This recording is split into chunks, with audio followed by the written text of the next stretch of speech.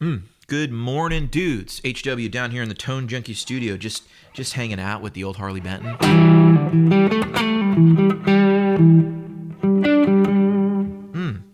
Hanging out with the old Harley Benton. It's not an old one, by the way. Current production Harley Benton. It's not one of the very sought-after vintage Harley Bentons. Just kidding. I'm playing it because it just works. I've really been falling in love with this guitar. I have a bunch of very expensive guitars, and I tell you, this $350 guitar is really awesome. And I really dig it, and I've never had to do anything to it, and it stays in tune as well as most Les Paul things I have.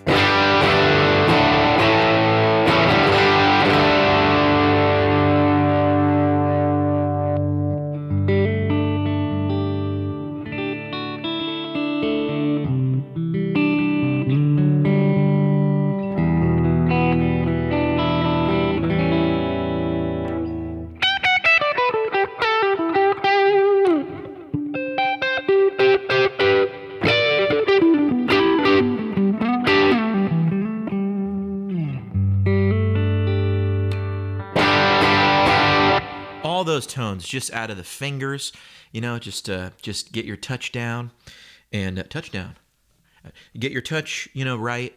And then these very affordable Tesla pickups. I don't even know where you get these. I don't know what they're worth, but the whole guitar is $350. So maybe these are $35 a piece. I have no idea. Anyway, sounds great. It just works. And that's the point of today's video. Find what works. Your goal as a guitar player should really be to just find what works.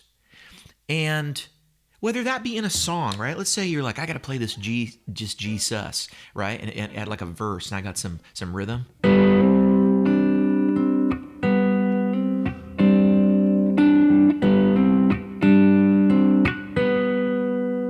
That might kind of be one idea, right? And you're like, no, I need to lean more on the bass.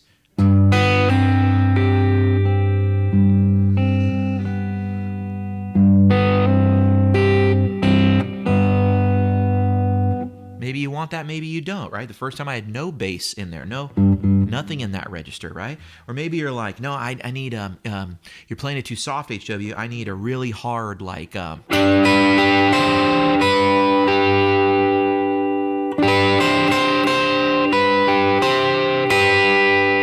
maybe that's what you need. I don't know.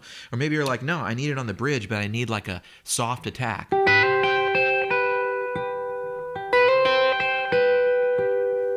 Maybe you're like, I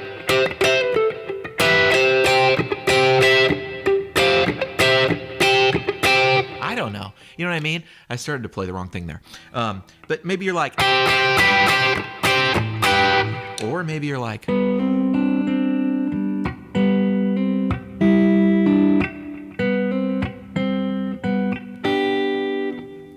you got to find what works. None of those are right or wrong or better than the others on their own. It's about what works in the song.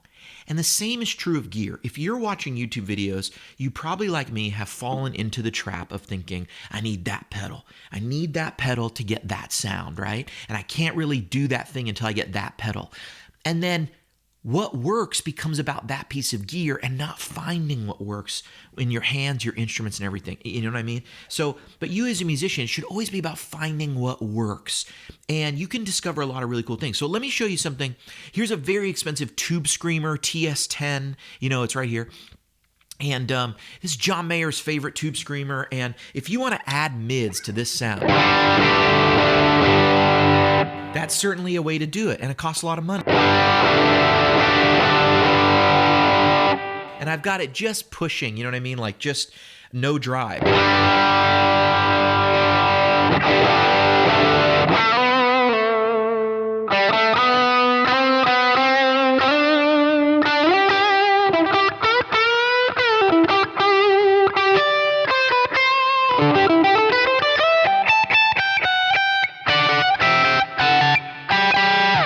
It's a cool mid-rangey sound, you know what I mean? It just gets it done.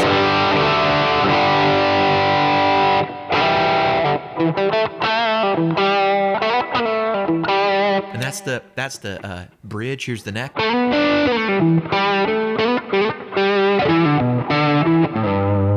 That's the ODR1 and those two things stacked together, and it still has a lovely sound.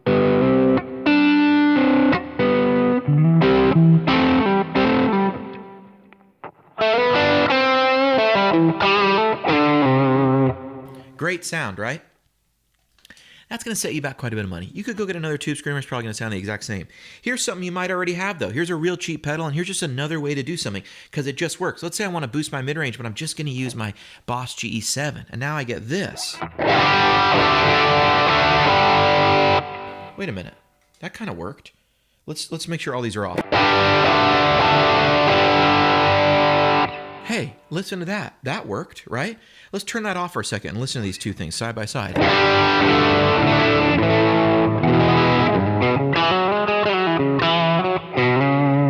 Okay, that's just the ODR1. Here's the tube screamer. All right, now just the Boss GE7.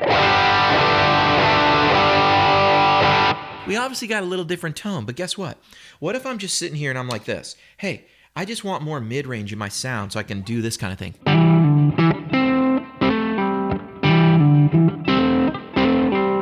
Well, now you got these two options. Here's the tube screamer.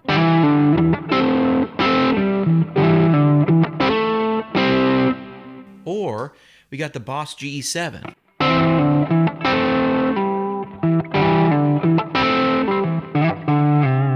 See, and if I lower the upper end, I bet I can get it even closer. Here is the tube screamer now.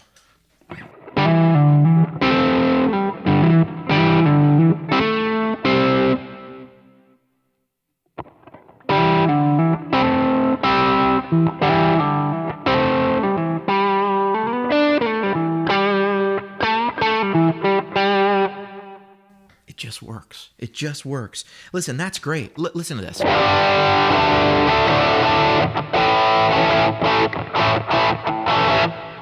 going to turn that off, and I'm going to put the tube screamer back on.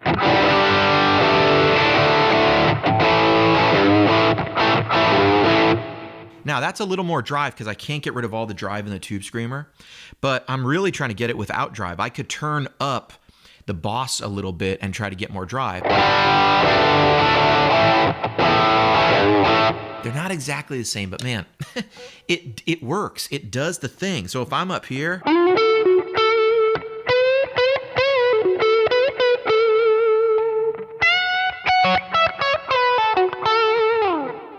it gives the mid-range thing.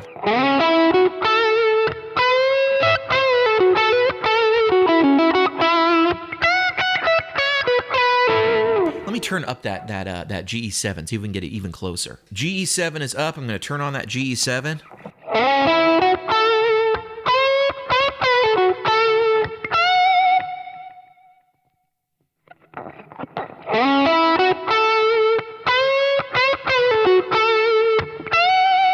Apart from that little bit of saturation that's in there, because there's a little more drive, a little more gain happening in the tube screamer.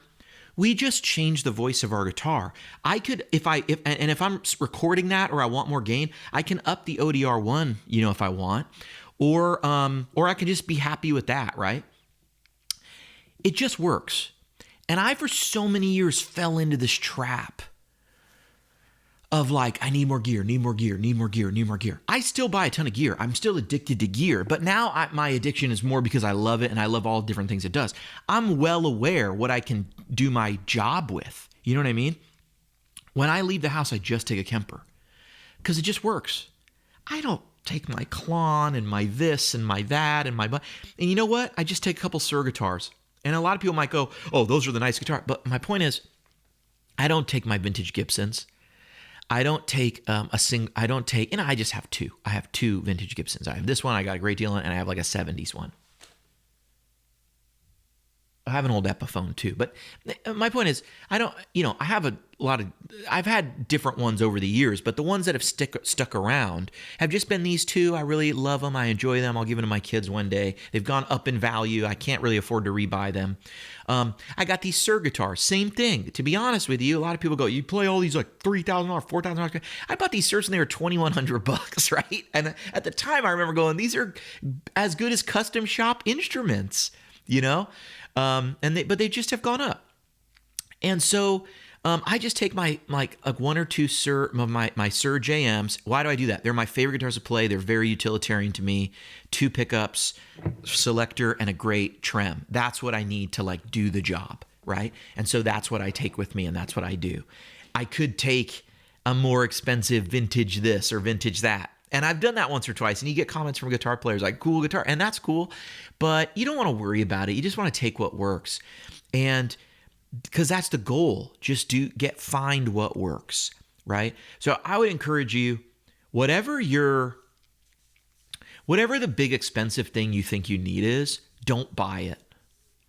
Or maybe buy it and then buy something cheap with it and tell me you can't kind of do, you know what I mean? Like, go buy an old DOD, go buy an old GE7 Boss thing and just have a blast figuring out what you can do with it. Like, just find what works. So often our value of gear is informed by just a bunch of faceless chodes on the internet, the gear page. And not just the gear page, whoever else, Reddit, all these other places. And it's just, a lot of times just people repeating like, no, trust me, the Klon sounds better than everything else out there. I've had a couple Klons. I own a Klon. I use my J-Rocket all the time because it has a more universal power plug and it's small. And I don't hear a difference. I really don't. A/B test, you could hear a difference. But once you cram it into something else or your amp's already gained up a little bit, you can't hear anything. You can't hear that. Knock it off. You know what I mean? Anyway, I'm an HW.